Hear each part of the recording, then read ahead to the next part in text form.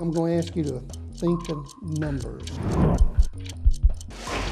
When you think of that number, you raise your finger, put it down.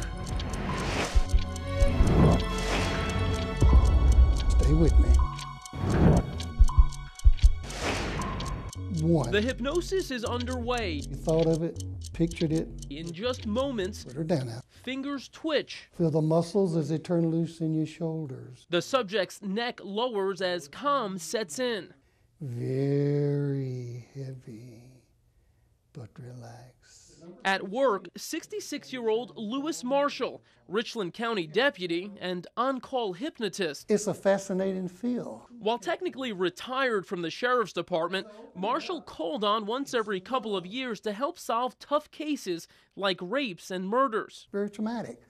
Sometimes your mind, to keep the pain away, can hide that so you won't hurt. It's Marshall's job to bring back those memories hidden or suppressed by victims and witnesses of crime. Tell them, don't hide this. It creates problems. Understand this happened. Store it. Don't hide it. That's what Marshall told Gene Derrick when putting him under hypnosis. Derrick witnessed to the 2004 murder of 20-year-old Stephanie Dover.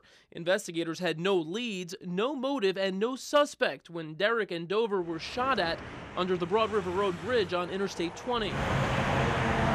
This was a case that we'd filed down, had no leads on. We just didn't know, so we didn't want to leave any stone unturned. What Derrick initially recalled from that October morning more than 3 years ago wasn't very helpful to investigators. He could only remember a car pulling up alongside his and then start firing into the family car. Of course, that forced Derrick to slow down. But once Derrick realized his wife had been shot, he sped back up. Catching a tag number would be nearly impossible, though, because the suspect started shooting again. Under hypnosis, Derrick was asked to recall the suspect's tag number. But he wasn't able to because the memory apparently never existed in Derrick's mind. If I don't get it, it wasn't there. Remember the tag. Okay, 1, 2, 3, ABC. If you didn't store it there, I'm not going to get it. It can't be made up. They'll just go, I can't see it. However, Derrick was able to produce other details about the suspect's car, a dark-colored Chevrolet or GMC step-side short bed pickup.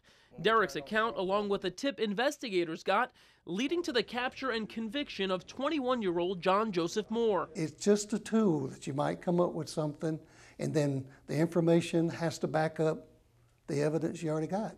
We wanted to see for ourselves how it all works. Marshall told me my attitude wasn't ideal for hypnosis. He said I looked apprehensive and kind of nervous. WIS photojournalist Rico Meyer, however, was more willing and therefore a better candidate. So Marshall tried a relaxation exercise he uses with area high school students. I am going to work with one finger. Rico was first asked to lift his left index finger for every number Marshall called out. 8,